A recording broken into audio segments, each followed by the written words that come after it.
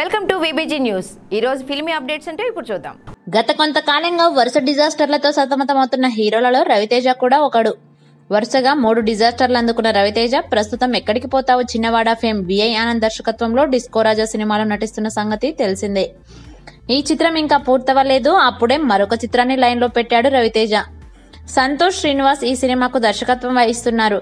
ఈ cinema title గురించి ఒక ఆసక్తికరమైన వార్త ఇప్పుడు సోషల్ మీడియాలో వైరల్ గా మారుతోంది. ఈ చిత్రానికి కనకదుర్గ అనే టైటిల్ పెడదామని దర్శక నిర్మాతలు ప్లాన్ చేస్తున్నారట. ప్రస్తుతం సంతోష్ శ్రీనివాస్ ఈ చిత్రం స్క్రిప్ట్ కు ఫైనల్ టచ్ ఇస్తున్నారని, ఆ పని పూర్తయిన వెంటనే ఈ సినిమా సెట్స్ పైకి వెళ్లనుందని తెలుస్తోంది. ఒకవైపు డిస్కో రాజా షూటింగ్ తో పాటు ఈ చిత్ర షూటింగ్ కూడా పూర్తి చేయనున్నారు. అమర్ అక్బర్ ఆంటోనీ సినిమా తరువాత రవితేజ మార్కెట్ బాగా పడిపోవడంతో ఈ 2 సినిమాలపైనే తన ఆశలన్నీ పెట్టుకున్నాడు మాస్ మహారాజా. ఈ నేపథ్యంలోనే అమ్మాయి పేరును పెట్టుకుంటే కలిసొస్తుంది అని ఈ సినిమాకు కనకదుర్గ అనే టైటిల్ పెట్టడానికి ఒప్పుకున్నట్లు తెలుస్తోంది.